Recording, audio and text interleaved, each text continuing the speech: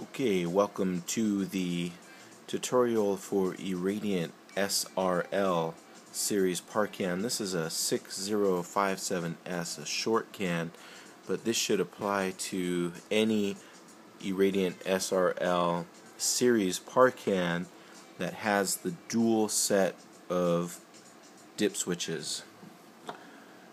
This is a very usable product that has a very poor manual, and a lot of the functionality of this particular fixture is hard to find and is actually documented incorrectly in the manual, and so this short tutorial should helpfully make this can usable for you and make it able for you to integrate them into your particular system. So firstly, all dip switches down shows us PR01. And that is program 1 internal to the fixture. Program 1 is red on, red off. There are 8 internal programs in this par can, and they're accessible through the second bank of dip switches on this unit.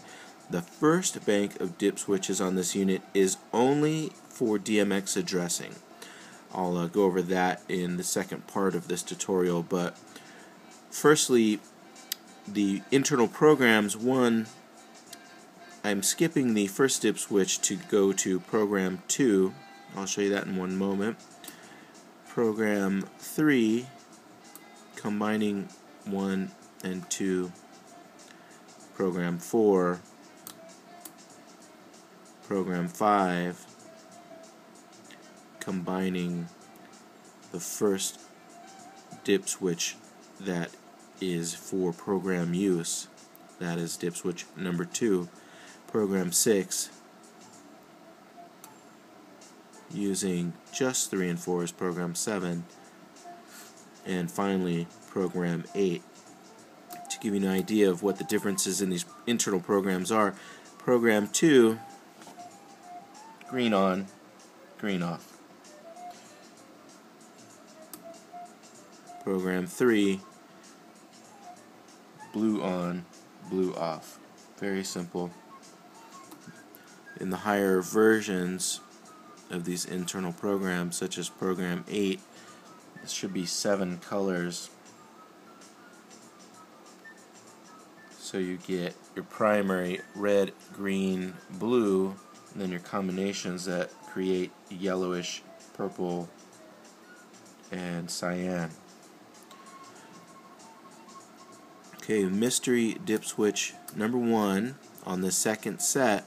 This is actually where you enter DMX mode. Your first dip switch on your second set of dip switches is DMX mode. That gives us our address. Now all of the first set of dip switches will give you our address values, which are displayed in the screen.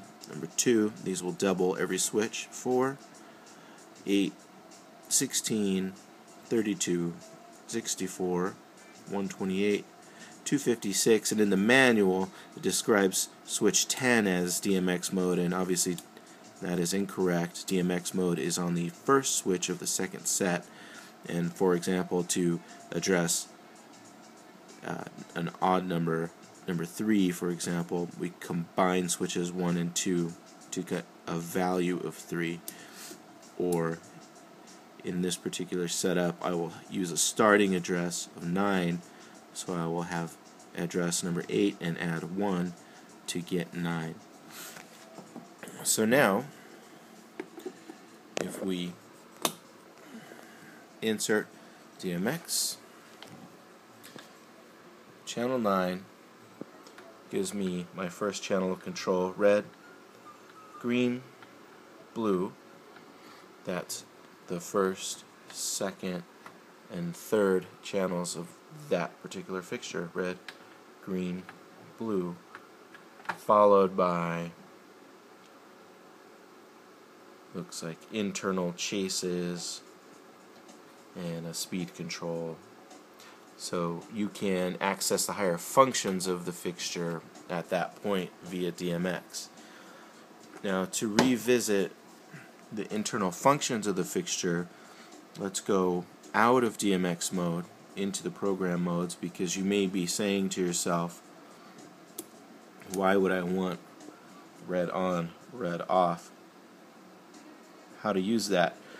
Well, the knob here, which is labeled as minimum maximum, this is a speed control, and so you can set it minimum or maximum speed control. For a lot of weddings or dances, you may want to get into the highest setting in internal program 8. It has the most colors in it, and so here we have the 7 colors, I believe, could be 5, and I can again use that knob from minimum to maximum to make that really usable for a dance event. So now it's cycling through all of its colors at your predetermined speed. So you want to do this in audio mode. Well, all we have to do is engage the very last dip switch. The very last dip switch adds these dots in the display. We are now in audio trigger mode, and the knob again gives us a minimum maximum sensitivity now as opposed to speed. This will react to sound, and I will set it to its maximum. And as I tap on the microphone here, so now you have the highest number of colors being triggered by audio. We can now go back to a lower internal program number, such as 2, and even dropping this back down to 1, our internal program, which was red on, red off, is still there, but is now triggered by sound. So this becomes a lot more usable. If your event color is blue, for example, internal program number 3 will now turn on and off just blue in color, but it would be triggered by music. You could turn off the audio function, and now the on-off chase is controlled by the speed knob. Now if you want this to be a little more elegant, let's go into our best looking highest number of colors, internal program 8. This is internally controlled, so it's not audio active. This is just using the minimum maximum knob to set the appropriate time. This is what we call jumping from color to color. If we want to actually fade from one color to another, the only switches we have not used yet are 5, 6, 7. These are all pertaining to fade time. I can engage all 3 of them. That gives me my maximum amount of fade time. And now the colors will fade from one to another as opposed to snap or jump from one to another.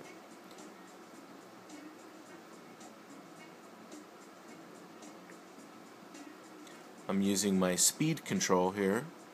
This is my maximum speed control. This is my minimum speed control. The lines that appear here in the video are not visible in real life. That's just an artifact pertaining to timing and the high-def camera on the iPhone. So I hope that helps, and please feel free to comment, or if you should have any further questions. All the functionality is there, and again, that should pertain to and apply to any of the SRL Irradiant series parkans.